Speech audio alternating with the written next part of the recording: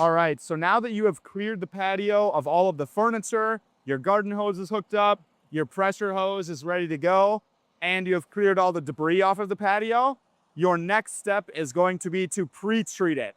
In this example, this patio would not normally need to be pre-treated. We will insert some pictures below the video of patios that we would recommend pre-treating. This is for patios that have a lot of dirt, organic growth, and algae, where the pre-treat is actually going to save you a lot of time from doing that. We are just doing it for example's sake in this video. I will show you how to do it now. So you're gonna grab your pressure gun, or your soft wash gun, excuse me. I'm gonna shut that. You're gonna take your soft wash gun and you're gonna put that on your fan tip. So take it off of the shooter and put it on the fan tip. You're gonna connect that to your hose.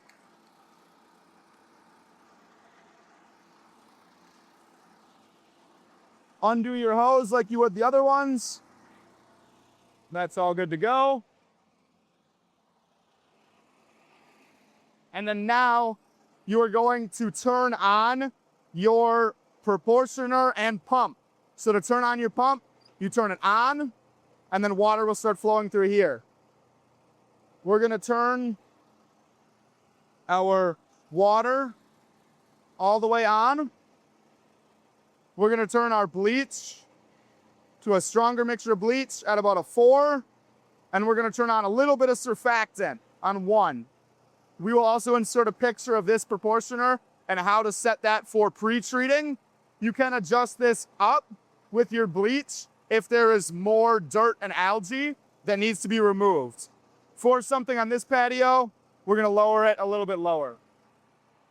So now once we turn that pump on, all of that is going to pump through the proportioner. You can see that that's all coming through here now. And then now that will be leading to our gun here, where this will be shooting out the SH, the surfactant, and the water. So now we can bring this back to the patio.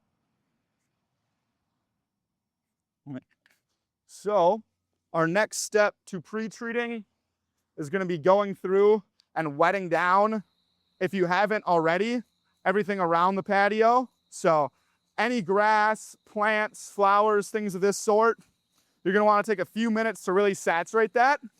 I've already done this on this example when I was blowing off the leaves of the patio, but normally you want to take a few minutes to do this, especially if you have a driveway with big walkways. We don't want any of the grass getting harmed by our chemicals. Especially with overspray, you can see I'm spraying about 5 to 10 feet out into the grass from everywhere on this patio. We're also going to do this after we're done washing. So now once you've gone through and done that, just make sure your patio is fully saturated. Soaked with water all over. Another thing I didn't mention in the first clip is not only wetting down grass and plants, but also wetting down the siding of the home. If this chemical goes directly onto the siding without water hitting the siding before and after, this is going to damage the siding and especially glass. So I'm gonna go through here and I'm gonna rinse down all of that siding. And this is something that you should be doing before you pre-treat and after.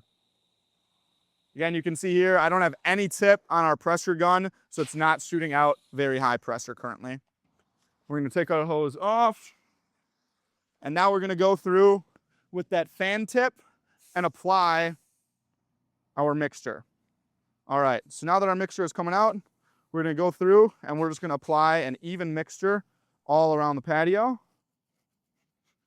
Back and forth like this. You can see all that soap coming out there. You can also smell it, so you know you're applying a fully even mixture. And when you do have algae on a patio or driveway, you'll really be able to see this mixture of soap actually start to eat away before you even start to pressure wash it. So you'll see some of the algae melting away before you are even starting with your surface cleaner. So now that we've done that, we're gonna step away. and we're gonna let this chemical sink in. Depending on the day, you know, if it is something where it is a really hot, sunny day like today, you might only want to let it sit on there for 10 minutes. If it's a colder day, you have temperatures in the 40s or 50s, and it's not super sunny, it's going to take a little bit longer for this chemical to actually take effect, and you're going to want to wait closer to 20 minutes. This is a good time to turn off the pressure washer and hang out and do other tasks within the job. If we were washing the house, for example, this would be a great time to start on the house. What I'm gonna do is just keep wetting down this area. I know that not only is that chemical that we just sprayed onto the patio in the grass here, but it actually is on this hose. This is a mistake that we see some new technicians make, where they wet down the area around the patio, but not from the hose. This hose is gonna have that chemical and soap all over it. So we wanna make sure wherever that hose touches the lawn, that we water that down, so that there's zero chance of any chemical burns in the customer's lawns. So now that we have all that done, we can start on the house wash, do other portions of the job, but we really just want to let that sit and start eating away at all that organic growth on the patio.